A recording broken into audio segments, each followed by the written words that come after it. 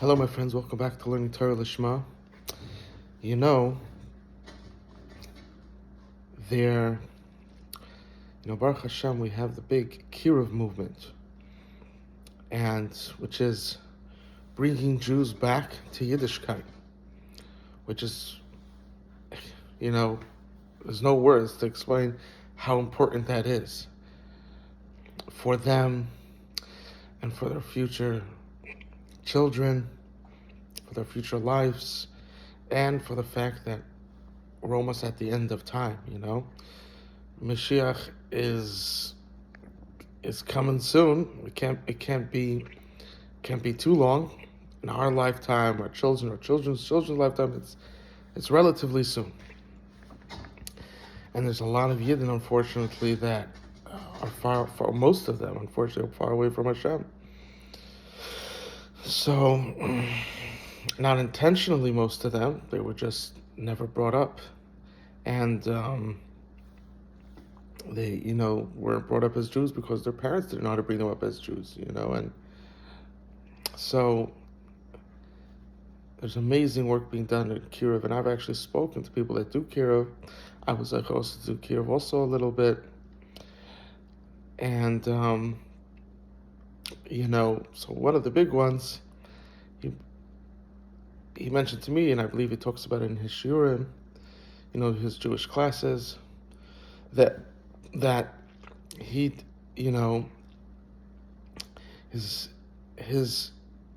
he's always trying to bring people back, but he sees his success as 1 out of 3, and it's amazing that he's able to bring back 1 out of 3.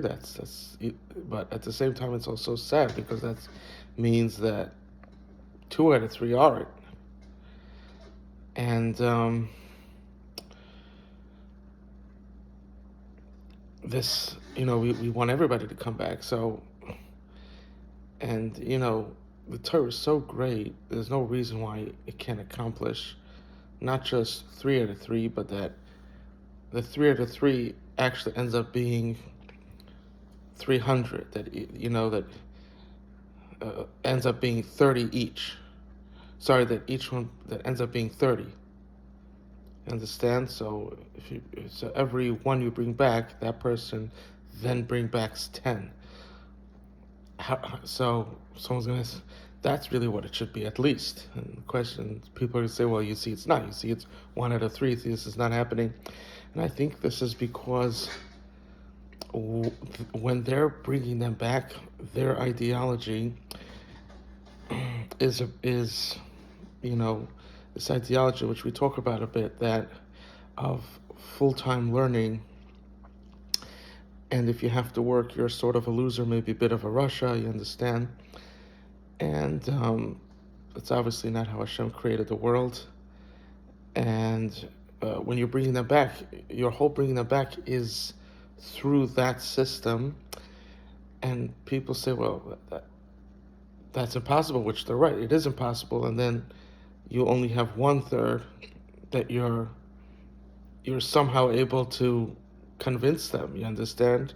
Or convince and confuse is very similar words. You're somehow able to confuse them, right?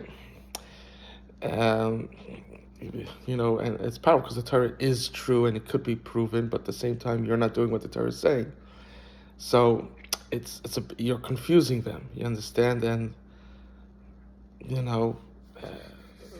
someone not born in the brainwash, of course, it's harder to confuse them in that way, and you shouldn't be doing it. If you bring people back and you tell them balanced, and that's what you focus on. If you find, I don't know, 1 in a million that that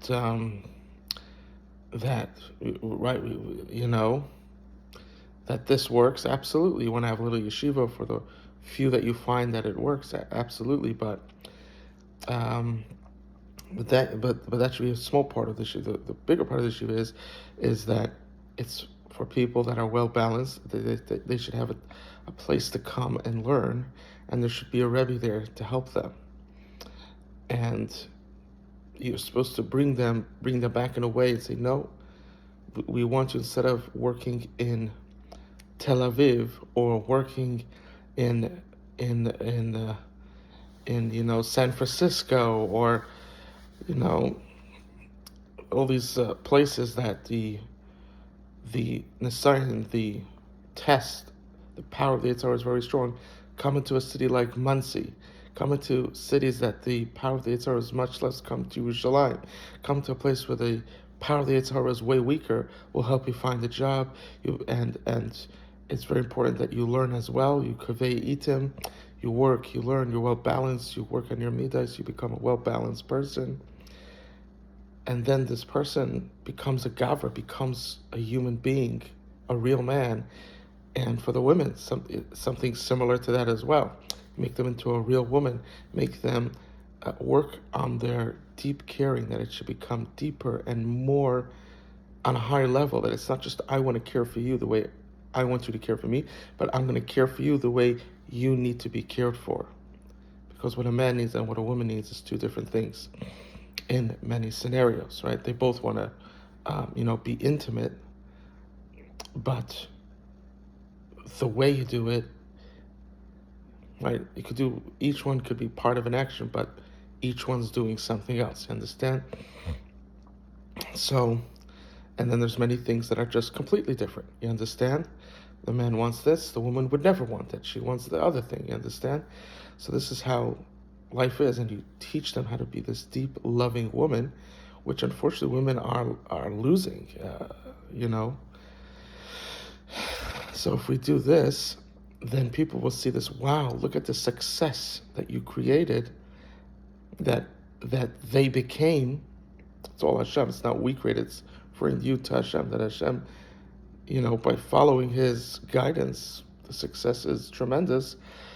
Look at the success that's created, that Hashem created through following Him, and then you're gonna just 10 people, from the people that see them, 10 will become Baal Tshuvas without them even, having to convince them. They'll be like, maybe help me to get part of this program. You understand? Because it's it's something that makes sense in this world, and it combines the next world, as opposed to forgetting about this world and only focusing on the next world, which, as you see, only 1 out of 3, you sort of confuse, right? You lose most of it, and most people that go in this way, they, most 1 out of 3 is, even in the frum world, is it actually turning out to be a bonus, and that's being gracious, you understand? And it's not because they're so righteous, it's because they married someone that has money, they got a Yerusha, it's different factors. It's not because they're really at that level, you understand? But then you lost 2/3, 2/3, their level in Gan Eden could have been so much greater if they were well balanced. Because they didn't have Yerusha, they didn't marry someone that was rich. You understand? For all these reasons. So this is extremely important. And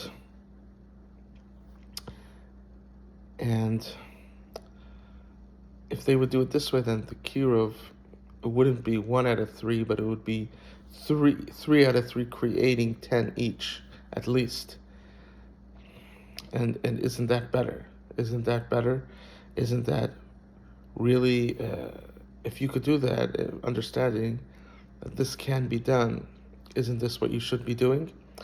So this is my suggestion, the way I personally do things. But this is my suggestion. And I think if we change things to this, then we will have great, great success. I love you all. And I want to wish you all, it's already Erev Shabbos, I want to wish you all an awesome Shabbos and things. And the Kedusha of Shabbos should bring this message out to everybody and bring us all to a new level of doing things, a higher level. And to a certain extent, should help us to just do what Hashem says and stop, Rabbis Machshavos B'Levish, Vatzas Hashem Yisakom. Whatever you think, this is how it should be done at the end of the day. The only thing that really works is the way Hashem set things up, and this is clearly how He set things up. It's clearly from every aspect in the Torah, And you know, if the Rashbi, the Shimon Bar Yochai, Machlokes is Rabbi Yishmael, and this sheet of today, so to speak, which is based off that Gemara, which they, it came out that the Rashbi made a mistake, that it can't be Tairum Nasai. So,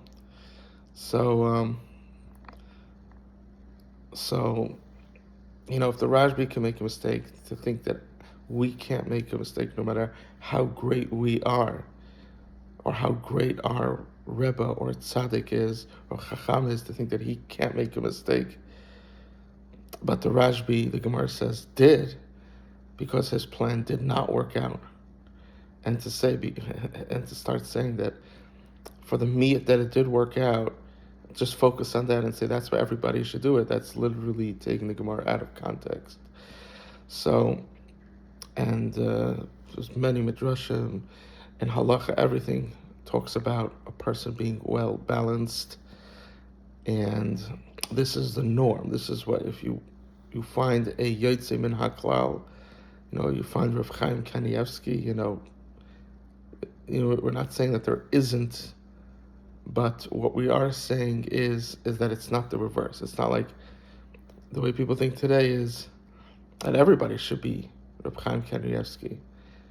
I should rephrase it. Everybody can be Rav Chaim Kanievsky, and that's simply not true. That's simply not true. And but everybody can be a success and a well-balanced person. That's what Hashem expects. That's what Hashem expects, and it doesn't mean that Rav Chaim Kanievsky is not well-balanced. It just means that he's on such a high level that everything else becomes balanced. You understand?